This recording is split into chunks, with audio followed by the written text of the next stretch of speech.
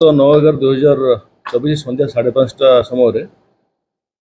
धीरज कुमार पूजारी गोटे स्कूटी बाक्टी गोटे गाड़ी चोरी होता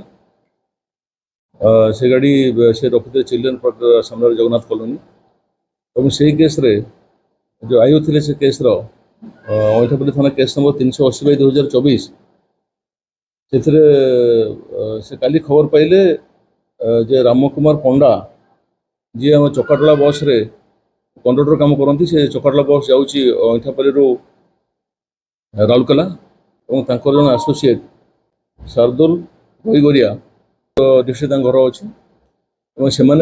एक्टिवा स्कूटी सहित अईठापल्ली बस स्टाण पाखे बुलाबुली कर स्टोलेन स्कूटी विषय खबर पाई से मुदला मान विषय खबर पाई आई और टीम नहीं पहुँचले से दुई जन को से स्टोलेन स्कूटी सहित आप्रिहेंड कले थाना इंटरोगेशन करागला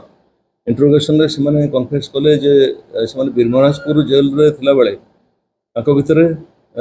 कोऑर्डिनेशन थिला से चिन्हा परिचय होते से कंटिन्यूअसली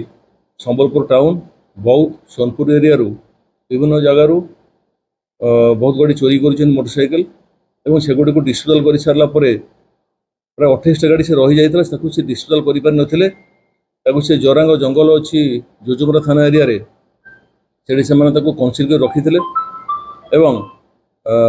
से डिस्पोजल करने कस्टमर को खोजुले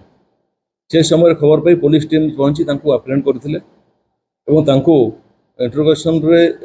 से कन्फेस करते जहाँ सी क्राइम कर से 28 गाड़ी आम टीम फॉर्मेशन करा जाई